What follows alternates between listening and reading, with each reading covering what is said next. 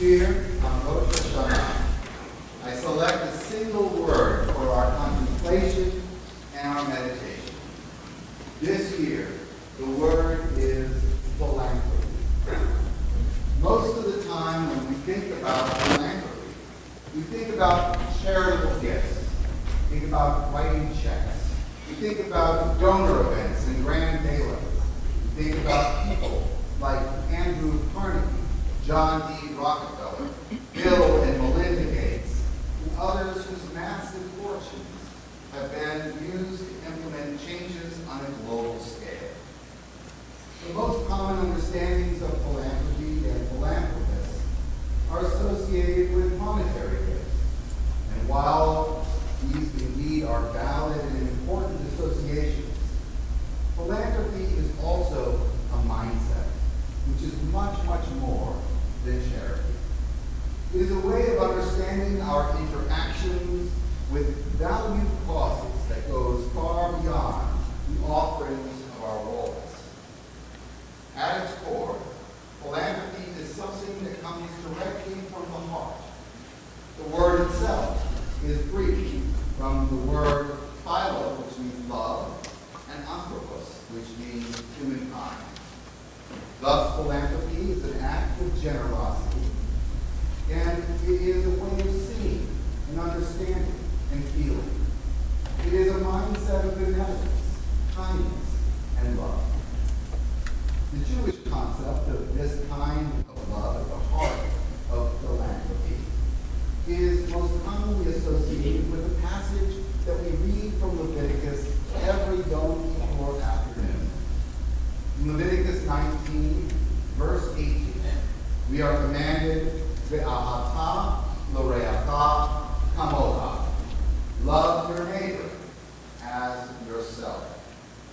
Throughout Jewish history, our faith has understood this commandment as an eternal obligation to live with a sense of ongoing commitment and loyalty to those around us.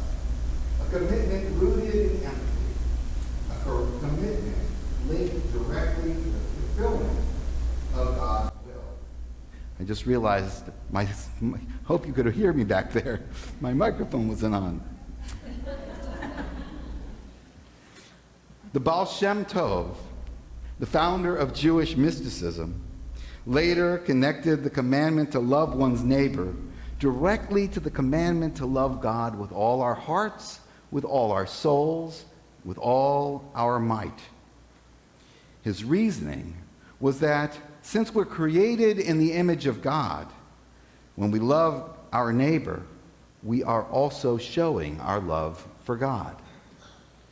After Hurricane Harvey, everyone in this city experienced this kind of love firsthand. Whether we were on the receiving end or the giving end of acts of kindness, a sense of godliness filled our city in the aftermath of catastrophic loss. How many stepped up to give whatever they could give? How many brought the skills and their talents to the table? How many of us were kinder people to people that we had just met walking the dog or in the streets, neighbors in our neighborhood that we barely knew? In the aftermath of Harvey, our efforts to help were driven by empathy. Those who were spared the devastation and the destruction were driven by an inner desire to be helpful and make a difference, showing love and compassion to those in need. And it is here that we begin to differentiate between a mindset of philanthropy and the monetary gifts that are often associated with tzedakah and charity. A mindset of philanthropy is partially driven by an innate moral desire to be part of the story.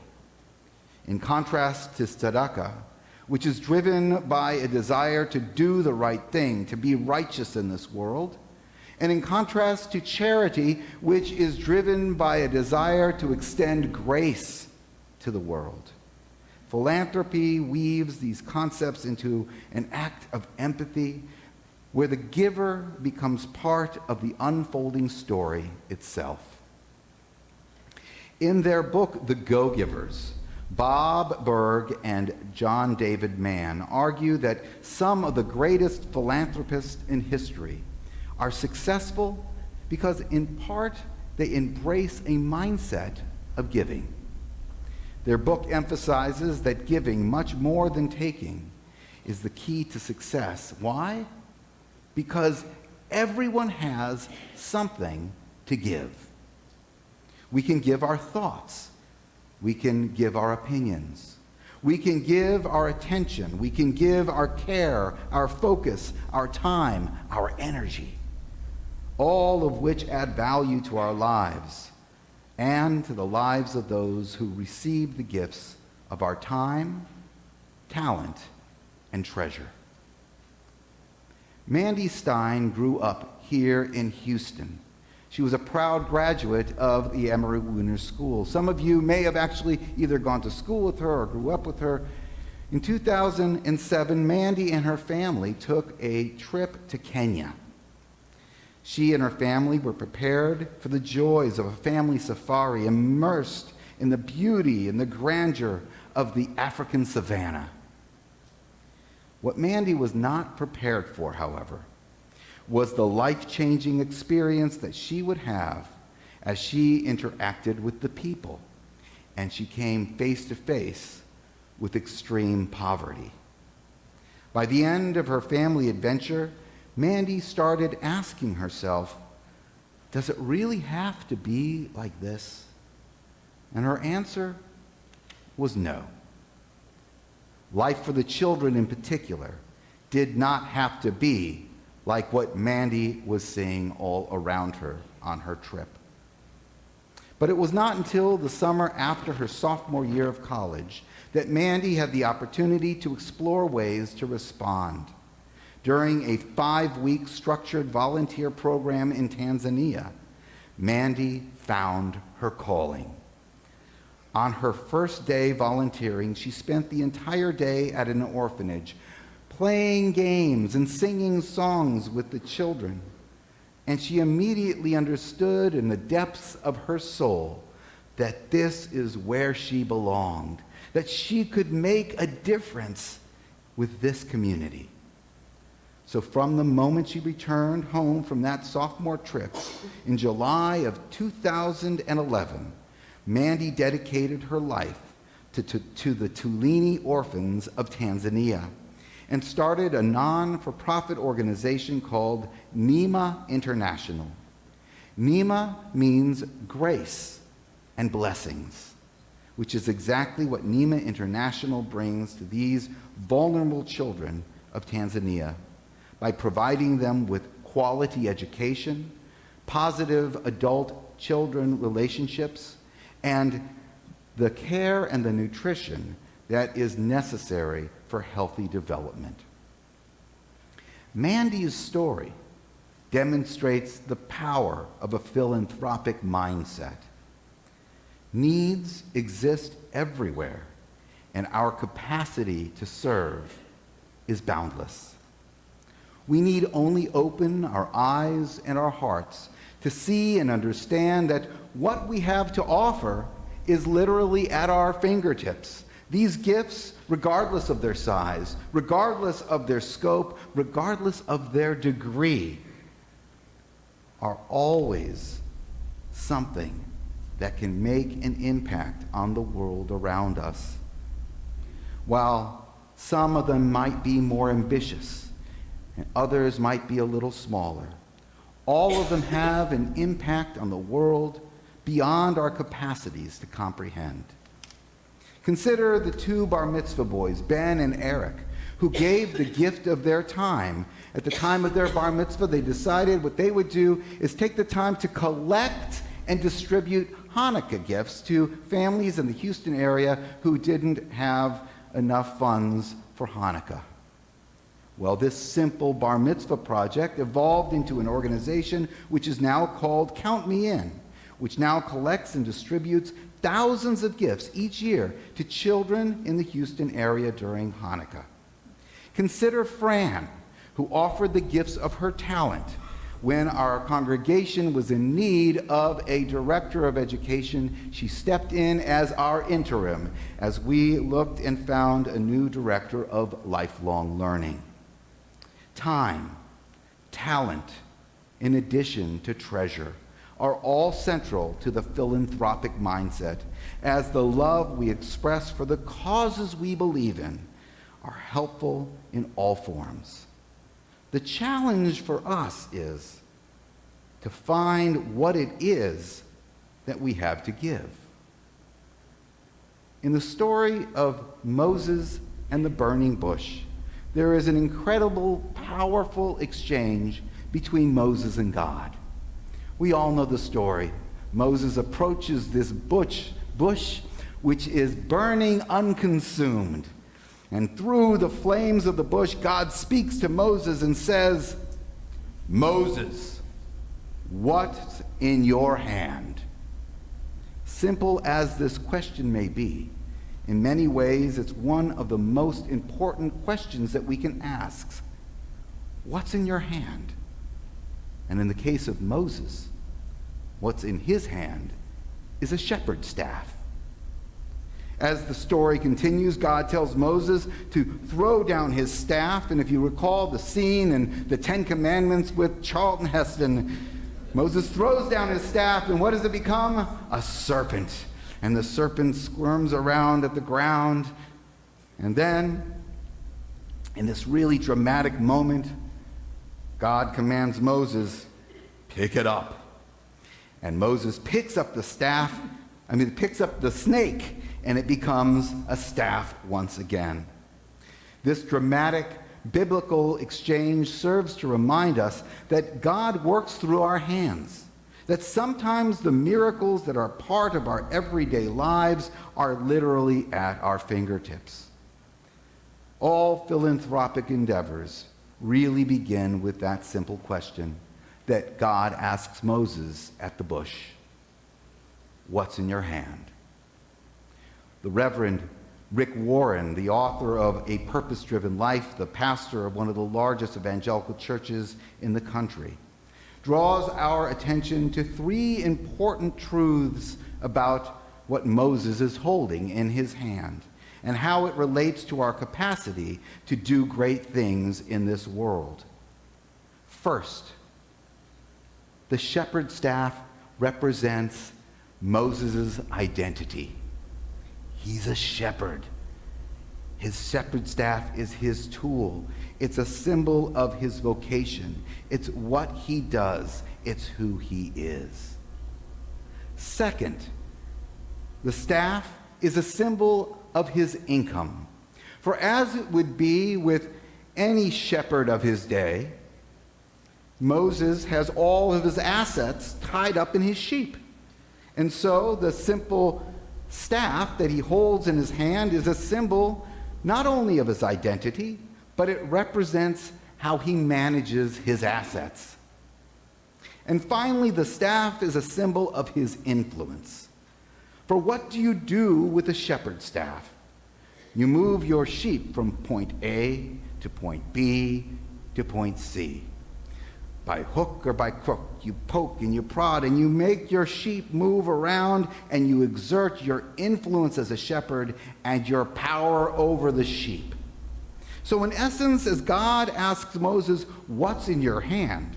God is prodding Moses, and through the story, prodding us to understand that the shepherd's staff represents his identity, his income, his influence, his power.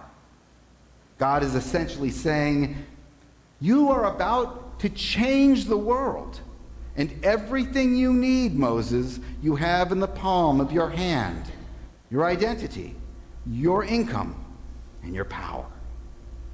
Lay it all down, God says. Lay it all down, and I will make it come alive in ways that you could never, ever imagine could be possible. And as the story unfolds, in the story of the Exodus, great miracles happen in Egypt, and great miracles happen in the wilderness, and they are all done through this very staff. At the heart of philanthropy is that very question, what's in your hand? And the response that we must try to think of is, what are we going to do with what we've been given? Now, as you remember in the story, even Moses does not always use his gifts in ways that are worthy. The very same shepherd staff that enables him to do so many miracles in Egypt and in the wilderness becomes a tool of arrogance and hubris for Moses. For he, in a fit of anger with God, strikes a rock in the wilderness and tells it to put water forth for the people. And it is because of this inappropriate act of using what's in his hand in such an arrogant way that God ultimately forbids Moses from entering into the promised land. When Moses chooses to use his staff, his identity, his power and influence in ways that are not befitting, the consequences are great. So too it is with us. What we choose to do with what we've been given is indeed our choice alone. And the consequences for good and bad literally are in the palms of our hand. During the next 10 days, we are given the opportunity to consider what we might do with what we've been given. On this day of judgment, it is absolutely natural to look within and see what we lack. The themes of the season, the prayers of the season, heavy as they are, often cause us to doubt ourselves and to look inward and overlook our strengths. But what if instead we looked within and we took an inventory of what we have and what we have in our hands? What talent, what background, what education, what networks, what opportunities, what wealth, ideas, creativity. What do we have to share with the world? We, like Moses and Mandy, we, like Ben and Eric and Fran, all possess time, talent, and treasure. We all have something to give. We all have the capacity to love. Philanthropy, love of humanity, is a mindset that encourages us to consider how to answer this question. So as the choir sings the following song to usher in the new year, I invite all of us to take an inventory, to look within, to see ourselves not with a critical eye, but with the eyes of God, to see what's in our hands, to see the God-given talents and characteristics that each of us possess, to consider what we can do on any level, on any day, to change the world for the better, to see how on an